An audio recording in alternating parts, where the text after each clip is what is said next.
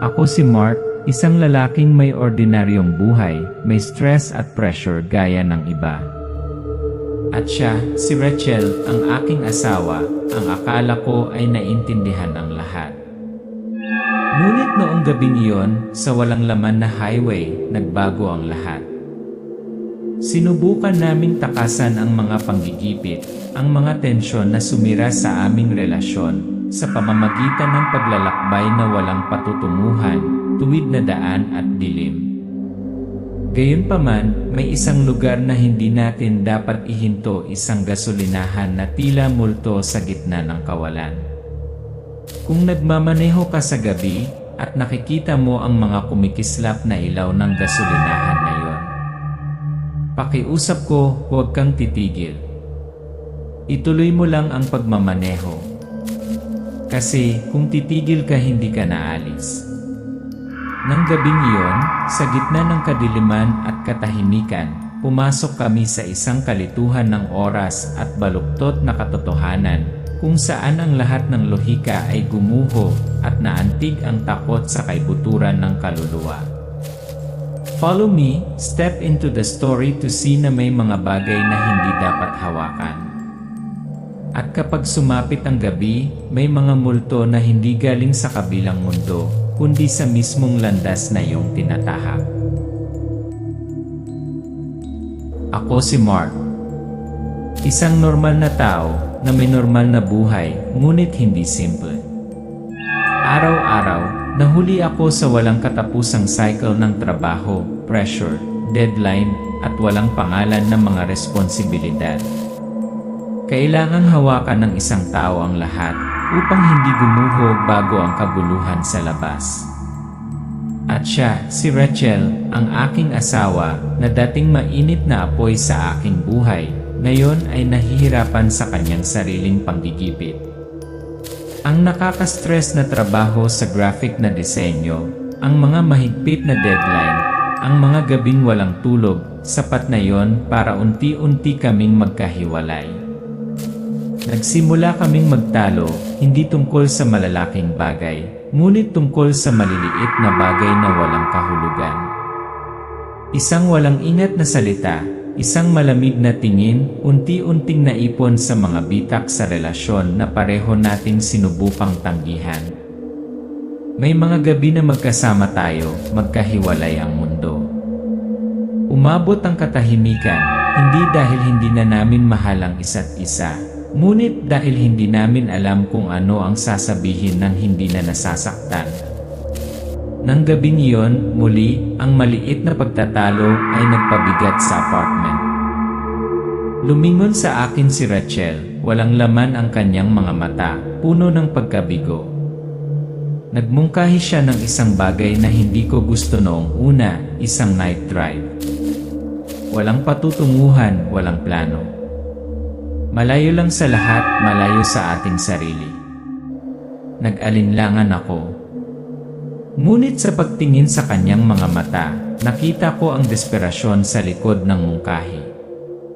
Kaya't sumakay kami sa kotse upang makahanap ng isang paraan palabas o hindi bababasa, isang sandali ng kapayapaan sa bagyo. Nakakatakot ang daan sa unahan. Madilim ang kalangitan, walang bituin na kumikislap, tanging mga ilaw lamang ang tumatawid sa malamig na gabi. Sinubukan ng radyo na maghanap ng signal, ngunit nakatanggap lamang ng isang makapal na static, na parang huminto sa paghinga ang mundo sa labas. Sa loob ng sasakyan, makapal ang hangin na may nakakabinging katahimikan.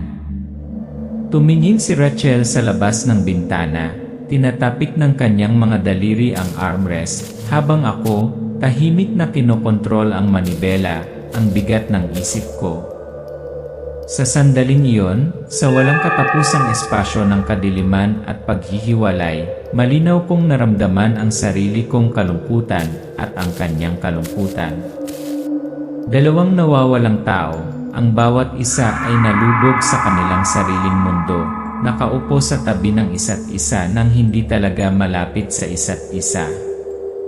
Ngunit sino ang nakakaalam, ang nakamamatay na paglalakbay sa gabi ay magiging punto ng pagbabago na humantong sa amin sa isang kwento na hindi namin malilimutan. Isang paglalakbay na walang patutunguhan, ngunit dinala kami sa dulo ng takot, kadiliman at magulong oras. At pagkatapos, habang malapit nang maubos ang fuel gauge, isang mahinang ilaw ang kumislap sa gabi. Isang gasolinahan ang lumitaw na parang multo sa madilim na gabi. At doon, nagsimulang magkamali. Ang mga bagay ay nagsimulang mahulog sa isang hindi maiiwasang spiral ng kakilakilabot.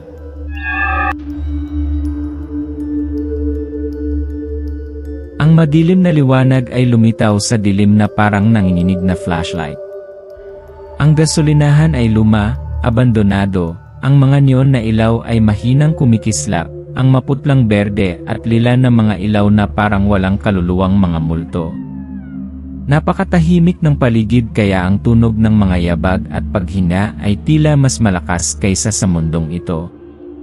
Ang amoy ng lumang gasolina, na may halong amoy ng bulok na kahoy at alikabok, ay lumikha ng kakaiba, hindi maipaliwanag na amoy na tumatagos sa bawat selda.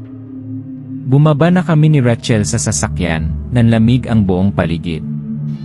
Parang wala na sa kasalukuyang panahon ang lahat ng nandito. Sa loob ng convenience store, ang madilim na dilaw na liwanag ay kumikinang ng maliwanag sa dilaw na sahig na baldosa. Ang mga estante ay natatakpan ng makapal na alikabok. Ang mga karatula sa advertising ay kumupas at kinakalawang sa paglipas ng mga taon. Nakaupo sa likod ng counter ang isang matandang lalaki.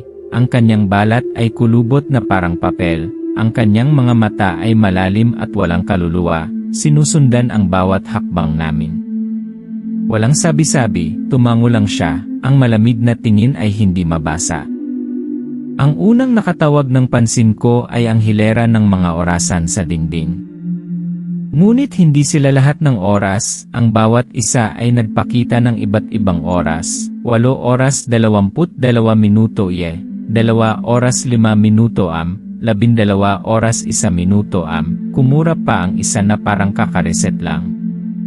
Napatingin ako kay Rachel, at nakita kong nakakunot din ang noo niya, may pagkalito sa mukha niya. I tried to lighten the mood, asking him about the time. But instead of answering, he just stared at me, then suddenly whispered a sentence that made my heart stop. Kanina ka pa. That sentence echoed in my head like a curse, pushing Eunice to its peak. Nagmamadali kaming bumalik sa sasakyan, feeling namin may nakatingin sa amin, nakakasuffocate ang space. Nag-start na ang makina ng sasakyan, bahagya namang nadulas ang mga gulong sa gravel road. Ngunit ang pinakanakakatakot na bagay ay nang tumingin kami sa kalsada. Ang gasolinahan ay lumitaw sa harap namin, eksakto tulad ng huling pagkakataon. Hindi kami lumingon, ngunit natigil sa nakakatakot na loob na ito. Space and time started to rotate, distort. Panic crept into our every breath. The silence in the car was thicker than ever. Sa kalagitnaan ng gabi, sa isang walang katapusang kalsada, wala kaming pagpipilian kundi ipagpatuloy ang pagmamaneho o tuluyan na ba kaming natigil sa maze na ito ng walang paraan.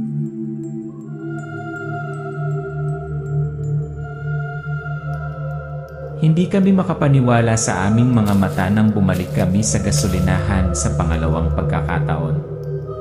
Hindi na isang tiwangwang, lumot na lugar na yon, ito ay buhay na parang buhay na pagpipinta. Sa loob ng convenience store, mas maliwanag ang mga ilaw, punong-puno ang mga estante, ang halimuyak ng mga bagong paninda na may halong pamilyar na amoy ng gasolina. Nagsisiksikan ang mga mamimili at nagbebenta, umalinggaw ang mga boses at tawanan na para bang kakapasok lang namin sa isang normal na abalang araw. Ngunit ang mga estranghero ay hindi pala kaibigan. Gumalaw sila sa kakaibang paraan, ang bawat galaw ay tila paulit-ulit na parang isang umiikot na pelikula. Isang lalaki ang bumili ng candy, binayaran, pagkatapos ay nawala kaagad, Ngunit muling lumitaw at ulitin ang eksaktong parehong aksyon paulit-ulit. Nadama namin na kami ay nakulong sa pagitan ng magkatulad na mga katotohanan, isang maze ng magulong oras at espasyo na walang paraan. Sa isang madilim na sulok ng tindahan, nakakita ako ng isang lumang photoboard na idinikit sa malabong mukha ng nawawala. Sa ibaba ng bawat larawan ay mga petsa, hindi mga nakaraang petsa, ngunit mga petsa sa hinaharap. Natatakot na tumingin sa akin si Rachel, hindi naniniwala sa nakita niya. Napagtanto namin ang mga tao sa board ay maaaring mga taong nakulong tulad namin sa panahong ito vortex. Nakakita ako ng isang lumang talaarawan na nakatago sa mga magugulong papel. Ang mga nakasulat na tala ay nagtala ng mga kakaibang kaganapan, mga customer na nakulong sa kabuluhan sa oras, walang katapusang mga loob, mga dayandang mula sa nakaraan at hinaharap. Ang bawat pahina ng talaarawan ay tumagos sa aking puso, habang napagtanto ko ang mga pangalan, ang mga petsa, at ang ating mga sarili, ay lumitaw doon, tulad ng mga biktima na hindi makatakas sa kapalaran. Ang pakiramdam ng gulat at kawalan ng pag-asa ay nagsimulang tumagos sa bawat paghinga. Hindi na namin kontrolado. Ang bangungot ay nagpatuloy sa walang kabuluhan. Alam na maaari tayong mamatay o maipit sa pagitan ng mundong ito at ng susunod. Ang bawat pagtatangka upang makahanap ng isang paraan out ay tulad ng pagpindot sa isang hindi nakikitang pader. Ang oras ay gumulong, paulit-ulit at baluktot, isang maze na walang paraan. At kami, sina Mark at Rachel, ay maaari lamang manalangin para sa isang himala na palayain.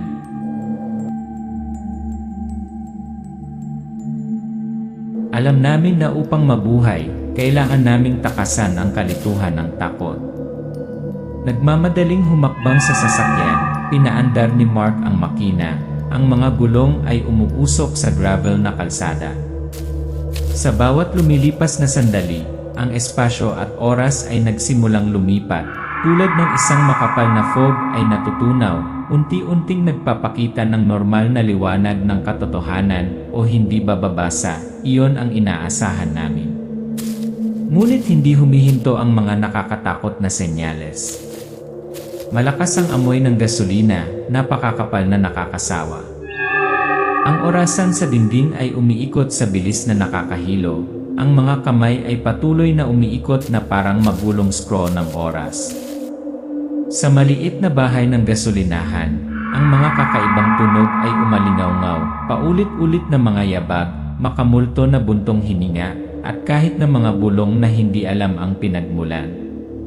Kami ay hinila pabalik, hindi sa katotohanan, ngunit sa isang nakakatakot na eksena. Dalawang walang buhay na katawan ang hinila palabas ng sasakyan, kami yon. Maputla ang mukha, nakapikit, hindi humihinga. Ang katotohanan ay tumama sa akin, kami ay patay, o nakulong sa magkatulad na sukat na walang paraan. Rachel, ito na ba ang katapusan? Nawala ko na ba ang lahat? Rachel. Mark, ayokong maniwala pero baka naipit tayo sa bangungot na ito walang paraan. Mark, there has to be a way. There has to be a way out. We can't not just stand there and watch.